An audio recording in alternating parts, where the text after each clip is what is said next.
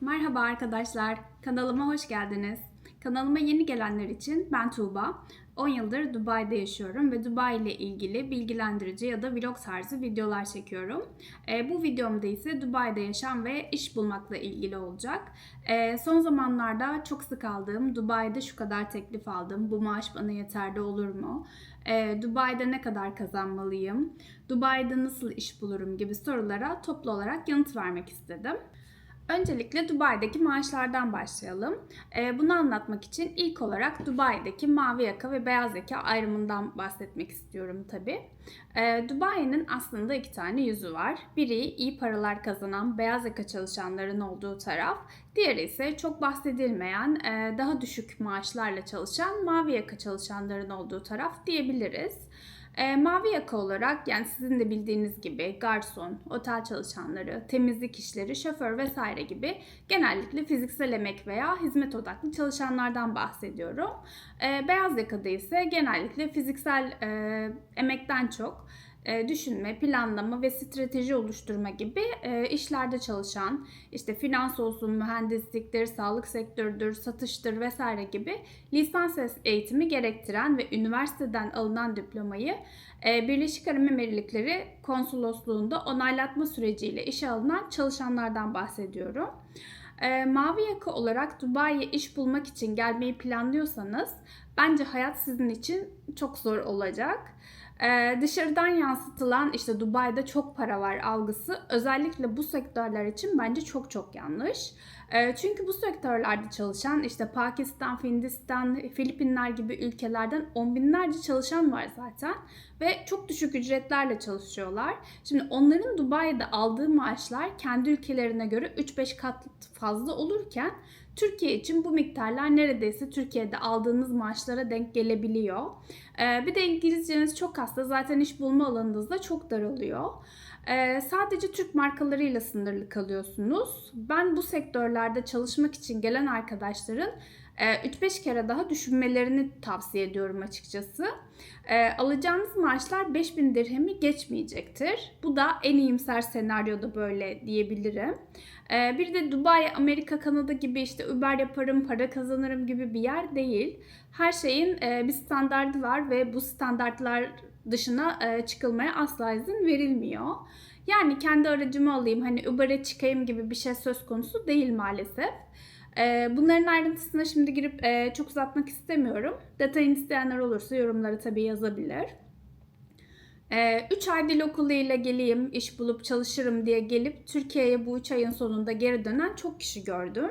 Ya da dil okulları işte bu şekilde iş bulacağız vaatleri veriyorlar ama çok iyi araştırmanızı öneririm bu noktada. Dil okulu ile gelinen vizede çalışma olmuyor. Ayrıca turist olarak geldiğiniz vizeyle de çalışamıyorsunuz. Bunların hepsi kaçak oluyor. Bunun dışında mesela Türk restoranı diye işe giriyorlar ama yasal olmamasına rağmen işveren tarafından pasaportuna el konulan kişileri de duyduk. Yani çok dikkatli de olmanız gerekiyor aynı zamanda. Bir de sadece iş bulmak da çözüm değil aslında. Dubai'de hayat gerçekten pahalı arkadaşlar. Şimdi mesela bizim çok sevdiğimiz ve part-time işlerimizde de çalıştığımız çok iyi, çok akıllı bir Türk arkadaşımız var. Onun anlattığı şeyler de bizim Dubai farkındalığımızı biraz arttırıyor. Yani maaşı yetirebilmek için mesela 8 kişi aynı evde Deira bölgesinde kalıyor ve anlattığı şeyler gerçekten korkunç. Bir arkadaşı geldiği ilk hafta bu evlerden birinde tüm parasını çaldırmış mesela. Bizim arkadaşımız da Dubai'de yapabileceği her türlü işi yapmaya çalışıyor ve bir şekilde ayakta kalıyor. Bazı hedefleri ve amaçları olduğu için ne kadar çaba sarf ettiğine de biz şahitiz tabii. Mavi yaka için Türkiye'deki şartların da çok zor olduğunun tabii farkında olarak Dubai'de size inanılmaz ve farklı ve güzel bir yaşam sunmayacak bence. Yani sadece bunu anlatmak istiyorum aslında burada. Yani bu noktada ben her türlü şeye katlanırım diyorsanız evet Dubai'ye gelin, deneyin, görün tabii ki. Ama dediğim gibi yani çok para kazanacağım diye düşünüp bence Dubai'ye gelmeyin. Ama tabii ki kendinize yeni bir sayfa açmak istiyorsanız, her şey sıfırdan başlamak istiyorsanız bu işler için tabii ki Dubai'ye gelebilirsiniz ve deneyebilirsiniz. Şansınıza bağlı olarak da tabii ki iş de bulabilirsiniz. Bir de beyaz yaka olarak Dubai'de iş bulmaya ya da tekliflere gelelim. Beyaz yaka işler için Dubai aslında Şampiyonlar Ligi olarak düşünebilirsiniz. Yani mesleğinizde sadece çok iyi olmak yetmiyor. Biraz da farklı ve alanınızda tek olmak gerekiyor ki Dubai'nin kapıları size bir şekilde açılsın. Dubai'de ne kadar yüksek pozisyonlarda iş bulursanız Dubai'deki lüks yaşamı gerçekten tadacaksınız demektir. O kişiler de zaten bence iş aramıyordur ve teklifler kolaylıkla gidiyordur. Dubai'de sizi iyi bir hayat bekliyor diyebiliriz. Bu şekilde Dubai'ye gelen çok kişi var tabii ki ve teklifler zaten çok iyi olduğu için bu kişiler Dubai'de geçinebilir miyim kaygısı yaşamıyordur diye düşünüyorum. Bir de orta seviye beyaz yakalılar var. Yani Türkiye'de de şartları iyi olan ve Dubai'den teklif alan ya da Dubai'ye daha iyi şartlar için iş arayan kişilerden bahsediyorum. Bu kişilerde ise tabii teklif edilen maaşlar yeterli olur mu? Geçinebilir miyim? Para biriktirebilir miyim? Ya da en basitinden nasıl iş bulurum soruları akıllarda sürekli oluyor. Öncelikle teklif alanlar için yaşamdan bahsedeyim ve bizim tecrübelerimizden yola çıkarak maaş beklentisini birazcık oluşturmaya çalışayım. Daha sonra da iş bulmaya geleceğim. Şimdi biz bu konularla ilgili bayağı video koyduk aslında ama yaşam masrafları olarak geçen sene ile bu sene arasında bile bayağı farklar oldu. Dünyada yaşanan ekonomik krizler, güvenlik sorunları, savaşlar vesaire derken Dubai özellikle son 2-3 senede inanılmaz göç aldı. Herkesin kaçış noktası haline geldi bir şekilde. Emlak sektörünü vesaire zaten belki duymuşsunuzdur, artık biliyorsunuzdur. Bir sürü ev yaptılar. Bunu nasıl doldurulacak diye aklımda bir sürü soru varken şu anda Dubai'de kendi bütçemiz dahilinde oturmaya bile ev bulamaz hale geldik. Ve yapılan her yer yani o hızda da doluyor. Dubai'nin hızı artık bizim bile başımızı döndürüyor resmen. 2030'da sadece Dubai için planlanan nüfus 10 milyon deniyor. Her sene kiralar için bu sene azalır derken bir önceki seneden daha yüksek oranda kira artışı yaşanıyor. Bu da Dubai'de hayatın biraz daha pahalılaşması anlamına geliyor tabii. Ortalama bir gider bütçesi söylemem gerekirse şu an için ortalama bir odalı bir ev çok da merkezi olmayan yerlerde işte ortalama senelik 75-100 bin dirhem arası diye düşünebilirsiniz. Ben şimdi bir çocuklu bir aileden yola çıkmak istiyorum mesela. Ortalama haftalık market alışverişiniz 750 ile 1000 dirhem arası değişecektir. Elektrik, su, telefon, internet faturalarınız aylık en az 1500-2000 dirhem tutacaktır. Haftada 1-2 kez de dışarı çıkmak isterseniz çocuk da varsa yine 1500-2000 dirhem arası harcayacaksınız. Çocuk okula gidecekse ki 3 yaşından itibaren okul zorunlu gibi bir şey.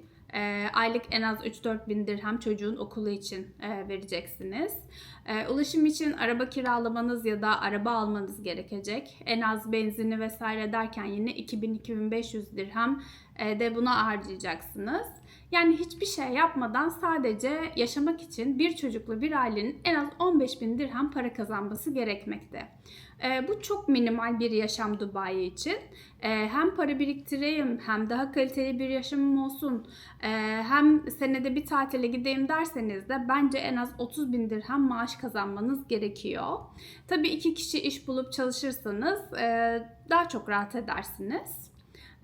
Ama benim size verebileceğim yani ortalama rakam en az 30 bin dirhem olacaktır. Peki siz bir maaş teklifi aldınız ama size teklif edilen maaşın karşılaştırmasını nasıl yapacaksınız? Maaşlarla ilgili geçenlerde Michael Page Recruitment şirketi beyaz yaka pozisyonlara göre en düşük, ortalama ve en yüksek maaşların olduğu bir doküman paylaştılar. Ben bu dokümanı link olarak açıklama kısmına ekleyeceğim ama ekleyemezsem yorumlarda siz bana e-postanızı yazarsanız ben sizin e-mailinizde de bu dokümanı gönderebilirim. Bence en düşük maaş kısmındaki rakamları bir 5000 daha düşük düşünebilirsiniz siz. Mesela bir Scrum Master için 25-40 bin dirhem arası demişler ama ben 20 bin dirheme çalışan Scrum Master'ı da biliyorum. Şimdi birkaç pozisyon için de şöyle geçsin rakamlar. Bir de teklif alanlar için şundan da bahsetmek istiyorum. Dubai'de iş güvenliği. 10 yılda benim 2 ay önce yine iş değiştirdim. 7. işim oldu. Bunu da şöyle anlatabilirim aslında. Dubai işte son zamanlarda anlattığım gibi herkesin bir kaçış noktası. Dolayısıyla yani son 3-4 yıl özellikle Covid döneminden sonra o kadar çok startup şirket kuruldu ki Dubai'de. Yani özellikle finans alanında işte cryptocurrency'dir vesaire bu alanlarda çok fazla şirket kuruldu ve bu şirketlerin ömrü de 2 yılı genelde geçmiyor. 2 yılı geçenler ayakta kalmaya devam ediyorlar. Ama o kadar çok şirket 2 yılı tamamlayamadan kapandı ki bu da Dubai'deki iş güvenliğini ciddi anlamda etkiliyor. Yani mesela Dubai'den teklif aldınız. Bütün hayatınızı, her şeyinizi bırakacaksınız ve Dubai'ye geleceksiniz. Bir yıl içerisinde ya da birkaç ay içerisinde işsiz kalma olanağınız da çok ihmal dahilinde. Dolayısıyla bu noktada da yine benim önerim, Türkiye'de bir kurulu düzeniniz varsa burayı bir süre daha açık tutun. Yani evinizi vesaire açık tutun. Belki eşinizi, çocuğunuzu Dubai'ye getirmeyin. Bir süre siz kendi başınıza gelin, görün, deneyimleyin. Gerçekten işinizin kalıcılığına bir şekilde inanıyorsanız bu noktada da ailenizi getirmenizi tavsiye ediyorum.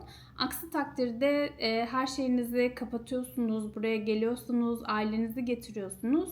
Ama zaten ilk sene hani para biriktirme gibi bir şey olmuyor. İşte ev kurmakla, eşya almakla, Dubai'yi keşfetmekle geçiyor. Ve bu dönemde de çok para da harcıyorsunuz. Onun için her şeyi bırakıp geldiğinizde bir anda işsiz kalmak çok kötü bir deneyim oluyor. Yani benim son 3 işimde de startup firmalardı ve 2 yıl olmadan kapandılar açıkçası. Bu benim için de tabii çok üzücü. Ama ben tabii ki kapanmayı beklemeden içeride dedikodular dönmeye başladığı anda ben zaten ne olacağını anlıyorum ve hemen iş arama sürecine giriyorum. Çok şükür şimdiye kadar işsiz kalmadan işimi buldum. Ama tabii ki herkes bu kadar şanslı olamaya da biliyor. Mesela bir önceki işimde çok fazla işten çıkarımlar oldu. Hala da devam ediyorlar. Ve işten çıkarılanlar yine yani son birkaç aydır iş arama sürecindeler ve artık o kadar kolay da dediğim gibi işte bulunmuyor açıkçası. Dolayısıyla bu konuda da hani sizi uyarmak istiyorum. Tabii ki gelin, iş teklifi aldıysanız tabii ki deneyin. Ama bence Türkiye'deki kurulu düzeninizi bir süre daha devam ettirmenizi tavsiye ediyorum. En azından kendinizi bir şekilde daha garantiye almış olursunuz diye düşünüyorum. Bir de iş bulma noktasına gelelim. Çok uzattım videoyu ama son olarak buna da değinmek istiyorum. Daha önce de söylediğim gibi özellikle son birkaç sene Dubai'nin çok göç almasından dolayı iş bulmak artık çok zorlaştı. LinkedIn'de birçok iş ilanı var ama bu aralar şirketler en çok Dubai'de olup olmadığınıza bakıyorlar. Yani Dubai'de yerleşik olmanızı istiyorlar. Çünkü artık remote çalışma Dubai'de çok azaldı ve birçok şirket herkesin her gün işe gelmesini istiyor. LinkedIn'de iş ilanı açtıklarında da konum Dubai'de olup olmamasına dikkat ediyorlar. Mesela ben son 3 işimi LinkedIn üzerinden bulmadım. Ya bana arkadaşım referans oldu ya da beni headhunter dediğimiz işte şirketlerin belirli kriterdeki işçileri bulunan kişiler vasıtasıyla iş buldum. LinkedIn'de başvurduğum hiçbir iş ilanına dönüş alamadım desem yeridir. Bu ilanların çoğu ghost ilan oluyor. Yani sadece işte CV'leri kendi havuzlarında toplamak için ilan açıyorlar. Ya da zaten içeriden birini yükseltecekleri için ilan açmak zorunda oldukları için açıyorlar. Bazıları da evet gerçek ilan oluyor ve çok büyük oranda Dubai'de yaşayan kişilerden seçiyorlar. Türkiye'den iş bulup gelen birçok kişi yine bu headhunter'lar tarafından bulunup iş teklifi alan kişiler oluyor.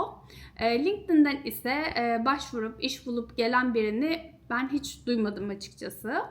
Benim size tavsiyem şu olabilir. Birçok kişiye de bunu öneriyorum.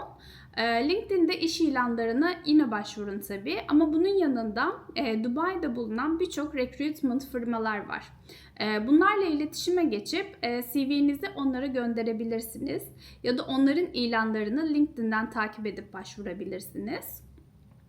Birçok şirket LinkedIn'in ilanını açmadan onlar aracılığıyla işe alım yapıyorlar.